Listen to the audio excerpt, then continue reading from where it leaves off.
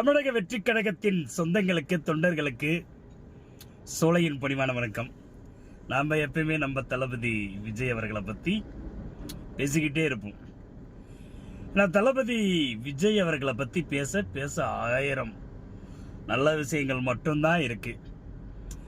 2026 தமிழகத்தின் முதல்வர், தமிழக வெற்றி கழகத்தின் தலைவர் நம்ம தளபதி விஜய் அவர்கள் தான். காரணம், மற்ற கட்சிக்கெல்லாம் மக்கள் வாய்ப்பு கொடுக்காம கிடையாது, பல முறை வாய்ப்பு கொடுத்தும் சரியா பயன்படுத்தலைங்க. இப்ப இந்து அறநிலைய சமயத்துறை சேகர்பாபு அவர்கள் இருக்காரு. அந்த கட்சி நேத்து வந்த கட்சி கிடையாது. ஒரு 50 ஆண்டு கால வரலாறா நாங்க இருக்கோம் அப்படிங்கிற ஒரு கட்சி. இப்ப நம்ம சபரிமலை ட்ரிப்பு போயிட்டு வந்தேன். கேரளாவில் போனா எங்க பார்க்கிங் காசு வாங்குறாங்க, பாத்ரூம் காசு வாங்குறாங்க, அப்படி கடல் மாதிரி கட்டி விட்டுருக்கான்.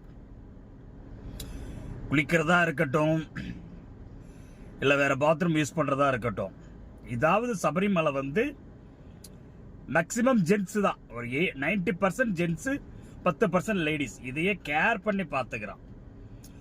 ஆனா நம்ம இந்து அறநிலையத்துறை 50 வருஷம் 80 வருஷம் ஆண்டுகிட்டு இருக்கேன், ஆட்டையை போட்டுக்கிட்டு இருக்கிறாங்க. ஒரு கோவில்ல கூட பாத்ரூம் வசதி இல்லை. எவ்வளவு கேவலமா இருக்கு.